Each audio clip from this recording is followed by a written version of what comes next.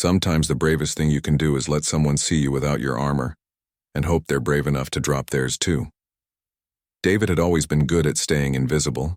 Not the kind of invisible where people couldn't see him, but the kind where they saw just enough to think they knew him without really knowing anything at all.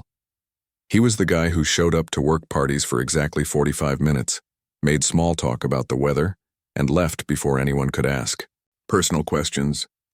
His co-workers thought he was nice but quiet.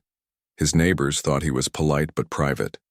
Everyone had an opinion about David, but nobody really knew David.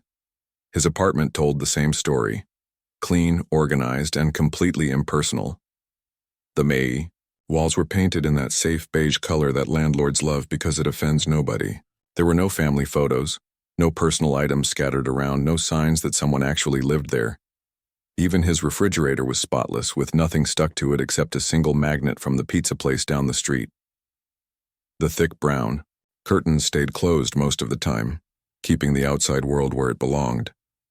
At 28, David had his routine down to a science. Wake up at 6:30, coffee at 6:45, out the door by 7:15. Work from 8 to 5 with a 30-minute lunch break eaten alone at his desk. Home by 6, dinner for 1, maybe a movie on his laptop, lights out by 10.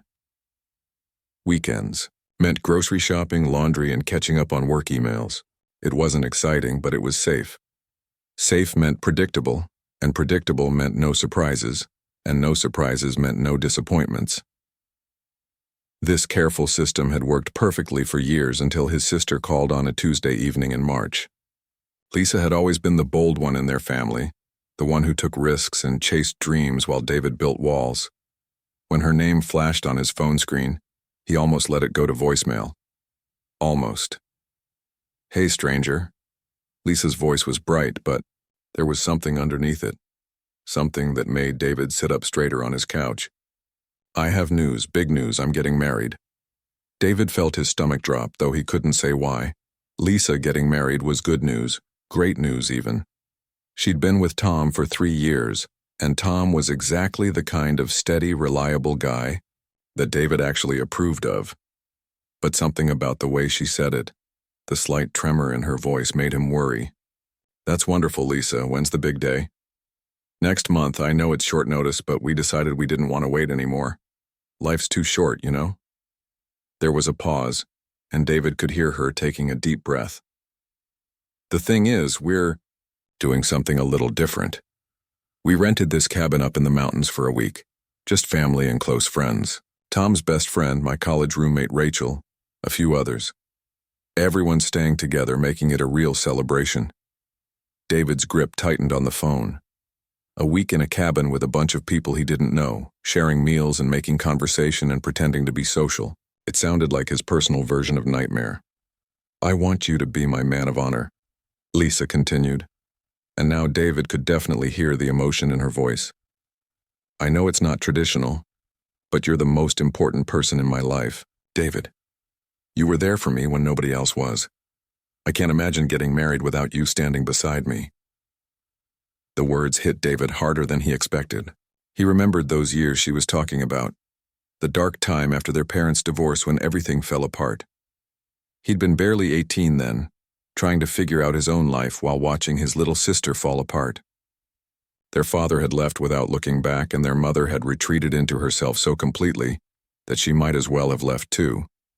David had stepped up because someone had to, making sure Lisa ate dinner and did her homework and had someone to talk to when the nightmares came, but that was a long time ago. Lisa was 25 now, successful and happy and surrounded by people who cared about her. She didn't need her big brother watching over her anymore. The problem was, David had never learned how to be anything else. "Please say yes." Lisa's voice was small now, vulnerable in a way that took David back to when she was 16 and afraid. "I know it's not your thing, all the people and the sharing space and everything, but it would mean everything to me." "Everything," David closed his eyes and leaned back against his couch cushions. The smart thing, the safe thing, would be to make an excuse. Work was busy. He couldn't get the time off. Maybe he could just come for the ceremony itself. But something in Lisa's voice stopped him from saying any of that. "Of course I'll be there," he heard himself saying. "Whatever you need." The relief in Lisa's laugh was so obvious that David felt guilty for even considering saying no. They talked for another 20 minutes about details and travel arrangements, but David's mind was already racing ahead to everything that could go wrong. A week of forced interaction with strangers, sharing meals and making small talk and pretending to be comfortable when he felt like crawling out of his own skin. And Rachel, Lisa's college roommate, who David had met exactly once at Lisa's graduation party 2 years ago. He remembered Rachel clearly, which was unusual for him. Most people blended together in his memory, but Rachel had been different. She'd watched him during that graduation party with curious eyes, like she was trying to figure out a puzzle, not in a mean way, just observant. It had made David uncomfortable enough that he'd left early, claiming he had work the next day even though it was Saturday. Now he was going to spend a week in close quarters with her and everyone else, pretending to be the kind of person who enjoyed group activities and shared experiences, the kind of person he'd never been and never would be. After he hung up with Lisa, David sat in his dark living room for a long time. The apartment was quiet, except for the hum of the refrigerator and the distant sound of traffic outside his closed curtains. This was his world, controlled and predictable and completely under his management. In 3 weeks he was going to have to step outside of it and pretend to be someone he wasn't. He pulled the throw blanket from the back of his couch and wrapped it around his shoulders. It was soft and heavy, like a gentle hug that asked nothing in return. Maybe he could bring it with him to the cabin. At least then he'd have something familiar, something that belonged just to him in a week full of people who would want to know more than he was willing to share. The mountain cabin was everything David had feared it would be. Rustic wooden walls covered in family photos of strangers, a giant stone fireplace that dominated the main room, and absolutely no private spaces except the bedrooms, which were already claimed by couples. The living room had 2 couches facing each other across a coffee table that looked like it was made from a tree trunk. There was nowhere to hide. David arrived last, partly because he'd gotten lost twice on the winding mountain roads, and partly because he'd sat in his car for 10 minutes at the bottom of the driveway gathering courage. When he finally walked through the front door with his single small suitcase, the place was already buzzing with activity. Lisa rushed over immediately, wrapping him in one of her signature bear hugs that lasted just a little too long. She looked radiant in that way that happy people do, practically glowing with excitement. Tom was setting up a music system in the corner, looking relaxed and content. There were 3 other people David didn't recognize scattered around the room, unpacking bags and claiming spaces. And there was Rachel, sitting cross-legged on the floor near the fireplace, organizing what looked like board games. She glanced up when David entered, and he saw that same curious expression he remembered from the graduation party. Not unfriendly, just observant, like she was filing away details for later. "David, you made it." Lisa's enthusiasm was infectious, but David could feel his shoulders tensing already. "Come meet everyone. You remember Rachel, right? And this is Tom's brother Mike, and his girlfriend Jenny, and my friend Alex from work." The introductions blurred together in David's mind. Handshakes and smiles and questions about his drive up the mountain. Everyone seemed genuinely nice, which somehow made it worse. Nice people had expectations. Nice people wanted to include you in things. David managed to claim one end of the larger couch, the spot closest to the window where he could see outside. It wasn't much of a retreat, but it was something. He pulled out his laptop and set it up on the coffee table, creating a small barrier between himself and the group. The first day passed in a whirlwind of activities that David participated in, just enough to avoid seeming rude. There was a group hike that he shortened by claiming his phone needed charging, a communal lunch preparation where he volunteered to do dishes, which kept him busy and slightly separate. Board games in the evening where he played but didn't really engage, answering questions with one-word responses and smiling politely at jokes he didn't find funny. By the time everyone started heading to bed, David felt drained in a way that had nothing to do with physical tiredness. He'd spent the entire day performing the role of normal social person, and it was exhausting. The couch was his by default. The married couples had claimed the bedrooms, and Alex was sleeping in the loft space upstairs. David didn't mind. Actually, he preferred it.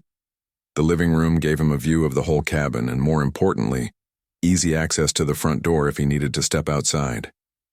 He made his bed on the couch with sheets Lisa had given him, then wrapped himself in the heavy wool blanket he'd brought from home. It smelled like his apartment, like solitude and safety. Outside the windows, the mountain darkness was complete, broken only by stars he never saw in the city. David opened his laptop and tried to focus on work emails, but his mind kept wandering. Everyone here seemed so comfortable with each other, even the ones who had just met. They laughed easily, shared stories, asked personal questions without seeming to worry about the answers. It was like they all spoke a language David had never learned. Rachel appeared in his peripheral vision, padding quietly to the kitchen for a glass of water. She moved carefully in the dim light, trying not to wake anyone. When she passed the couch on her way back, she paused. "Can't sleep?" she whispered. David looked up from his screen. In the blue glow of his laptop, Rachel's face looked softer, less intimidating than it had during the day. Her hair was pulled back in a messy ponytail, and she was wearing an oversized sweater that made her look younger. "Just catching up on some work," David whispered back. Rachel nodded but didn't move away.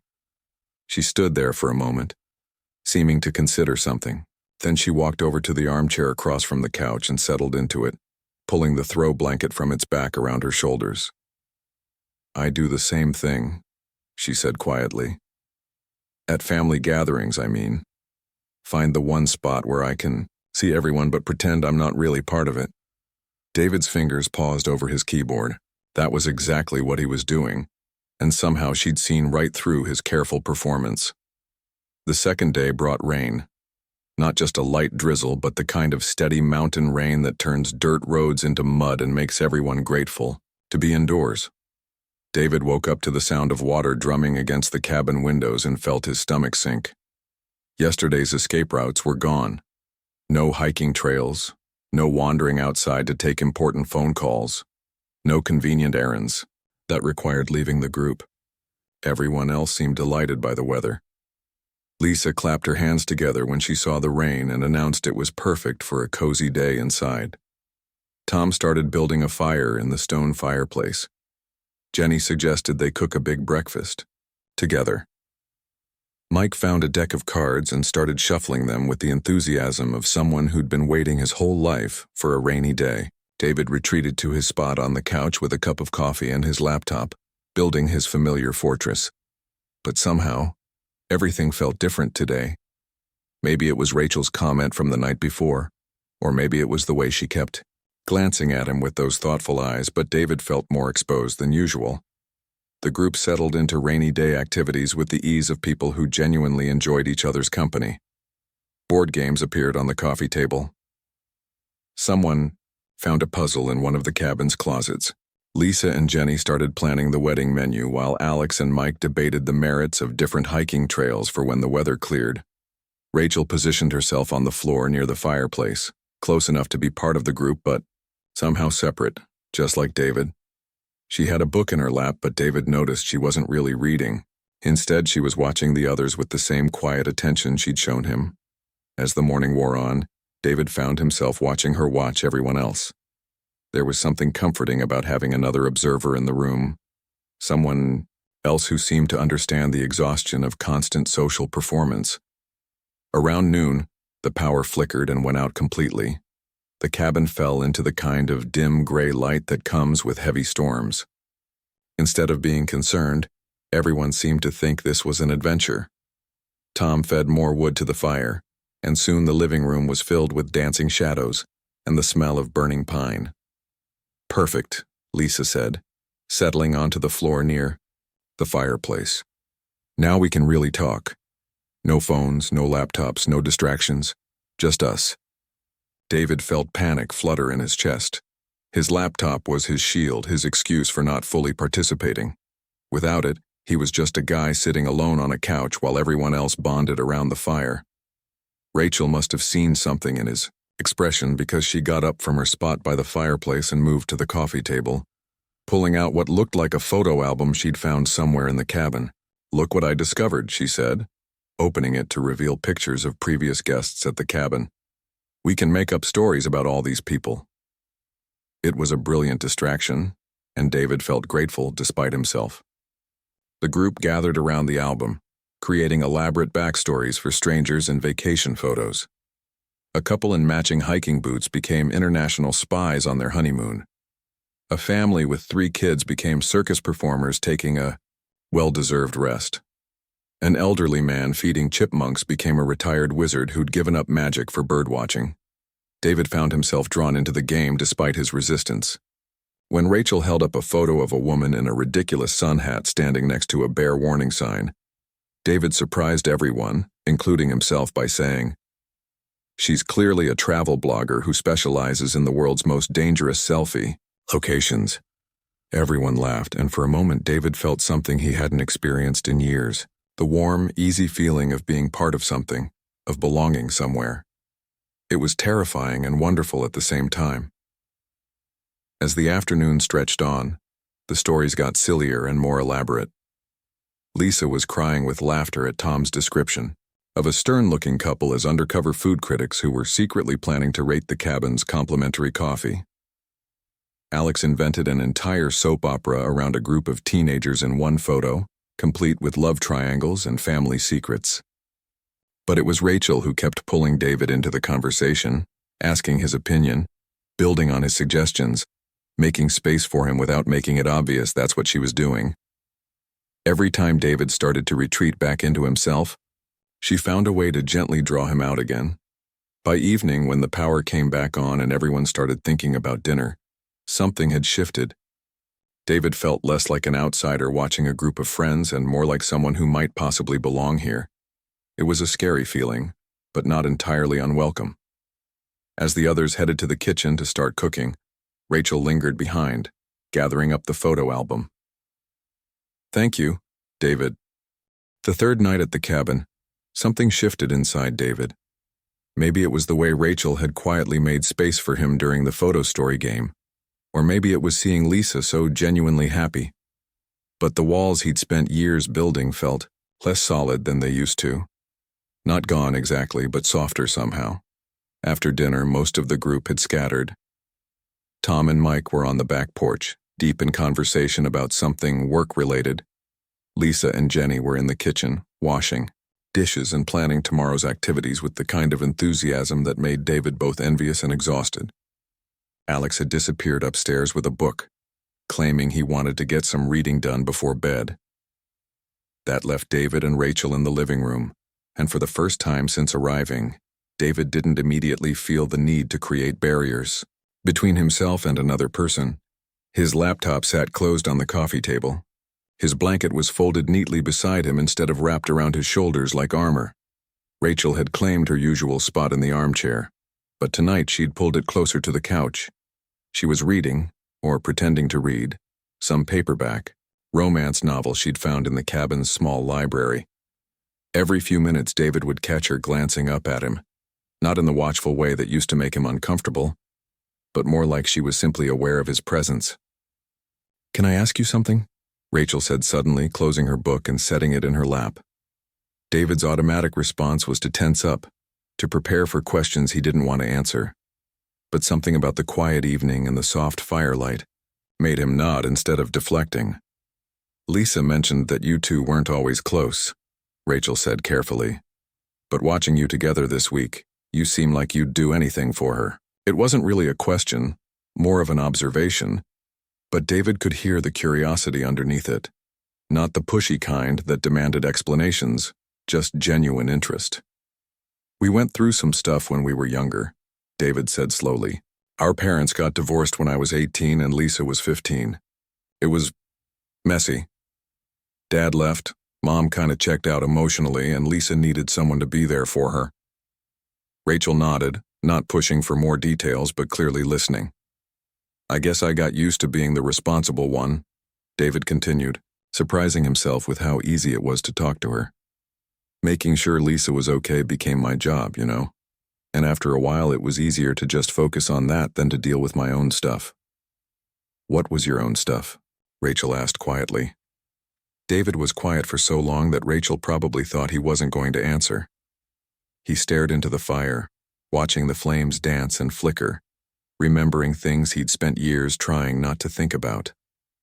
"I was angry," he said finally. "Really angry. At my dad for leaving, at my mom for falling apart, at Lisa for needing so much when I was barely holding it together myself. But mostly I was angry at myself for being angry, because someone had to be the strong one." Rachel made a soft sound of understanding, and David looked over at her. Her expression was gentle, sympathetic without being pitying. "So you learned to keep it all inside," she said. "It seemed safer," David admitted. "If I didn't let myself need anything from anyone, then I couldn't be disappointed when they let me down. And if I didn't get too close to people, then it wouldn't hurt when they inevitably left." They sat in comfortable silence for a while. The only sounds the crackling of the fire and the distant murmur of conversation from the kitchen. David couldn't believe he'd just told Rachel things he'd never said out loud to anyone, not even Lisa. "You know what's funny?" Rachel said eventually. "I came on this trip partly to avoid dealing with my own family stuff. My parents are getting divorced after 30 years of marriage, and they both keep calling me to complain about each other. Being here felt like a vacation from other people's drama." David looked at her with new understanding. "But now you're stuck listening to mine." Rachel smiled, and it was warm and real. "This is different. This is you choosing to share something, not dumping your problems on me because you don't know what else to do with them." Something loosened in David's chest, some knot he'd been carrying for so long he'd forgotten it was there. Rachel wasn't just being polite or making conversation. She was actually listening, actually interested in what he had to say. As the evening wore on, they talked about other things. Rachel told him about her job as a graphic designer, about the children's book she was illustrating in her spare time, about her dream of traveling to places she'd only seen in photographs. David found himself sharing stories about his work in accounting, which he'd always thought was boring until Rachel asked questions that made it sound almost interesting. By the time Lisa and Jenny finished in the kitchen and joined them by the fire, David realized he'd been talking and laughing for hours without once thinking about escape routes or exit strategies. The heavy blanket he usually wrapped around himself like a shield lay forgotten on the arm of the couch. "You two look cozy," Lisa said with a knowing smile, settling onto the floor near the fireplace. "Having a good conversation?" David felt his cheeks warm, and not just from the fire. "Just talking," he said, but he caught Rachel's amused glance and felt something flutter in his stomach that he hadn't experienced in years. The last night at the cabin arrived faster than David had expected. Tomorrow morning everyone would pack up and head home, back to their regular lives and routines. David should have been relieved. A week ago he would have been counting down the hours until he could return to his quiet apartment and predictable schedule. Instead he felt something that might have been sadness. The evening started like the others, with dinner and conversation and the easy warmth of people who had somehow become friends over the course of a week. But there was an underlying melancholy to everything, the knowledge that this temporary family was about to scatter. Lisa seemed to feel it too. She was quieter than usual during dinner, holding Tom's hand and looking around the table with the expression of someone trying to memorize a moment. After everyone else went to bed, David found himself in his familiar spot on the couch, but tonight felt different. His laptop remained closed. The blanket he'd brought from home lay folded beside him, soft and comforting but no longer necessary as armor. Rachel appeared from the kitchen with 2 cups of hot chocolate, a routine that had developed over the past few nights. She handed one to David and settled into her chair, pulling her own blanket around her shoulders. They sat in comfortable silence, sipping their drinks and watching the fire burn down to glowing embers. David felt peaceful in a way he hadn't experienced in years, but underneath the peace was something else. Fear, maybe, or anticipation. The knowledge that something important was about to happen. "I'm going to miss this," Rachel said quietly. "The cabin?" David asked, though he knew that wasn't what she meant. "This," Rachel gestured between them. "Talking to you. Getting to see past all those walls you build." David set down his mug and looked at her. In the dim firelight, she looked soft and lovely and completely genuine. No games, no hidden agendas, just honest affection and maybe something deeper. "I'm scared," David admitted, the words coming out before he could stop them. Of what? Of going back to my real life and forgetting how to do this, David said, gesturing around the room. How to be around people. How to let them be around me. Rachel was quiet for a moment, and David felt the familiar urge to take back his words, to rebuild his walls and retreat to safety. But before he could, she did something unexpected. She stood up, walked over to his couch, and without saying a word, pulled his blanket completely off him. David, startled, suddenly exposed and vulnerable in a way that had nothing to do with being cold. Then Rachel dropped her own blanket to the floor and looked him straight in the eyes. Fair trade, she said simply. They stood there for a moment, both without their protective barriers, both vulnerable in the flickering firelight. David's first instinct was to grab for his blanket, to hide behind something familiar and safe. But something in Rachel's steady gaze stopped him. We can both be scared, she said softly. But we don't have to be scared alone. David felt something crack open in his chest, some wall that had been built so long ago he'd forgotten it was there. For the first time since he was 18 years old, he didn't reach for protection. Instead, he reached for her hand. Rachel's fingers were warm and slightly trembling, and David realized she was just as nervous as he was. But she didn't pull away. Instead, she stepped closer. I don't know how to do this, David whispered. Do what? Trust someone. Let someone see me without all the defenses. Rachel smiled, and it was gentle and understanding and completely without judgment. You're already doing it. They spent the rest of the night talking, really talking, about fears and dreams and the ways people protect themselves and the courage it takes to let those protections go. David told her about the nightmares he still had sometimes, about waking up convinced everyone he cared about had disappeared. Rachel told him about her own fears of not being enough, of being left behind, when people found someone more interesting. When the first light of dawn began to creep through the cabin windows, they were still there, sitting close together on the couch, no blankets needed. David felt warmer than he had in years, not from any external heat, but from something growing, inside him, something that felt like hope. What happens now? David asked as the sun painted the mountain peaks gold. Rachel squeezed his hand. Now we go home. But maybe we don't have to go back to being who we were before. 6 months later, David still kept a blanket on his couch, but now it was big enough for two, and more often than not, Rachel was there to share it with him. His apartment had family photos now, and plants that needed watering, and a refrigerator, covered in postcards from places they wanted to visit together. Sometimes the old fears still crept in, the urge to build walls and retreat to safety. But whenever that happened, David remembered a night by a dying fire when someone had shown him that being vulnerable didn't mean being weak. It meant being brave enough to let someone else be brave with you. And that, David had learned, made all the difference.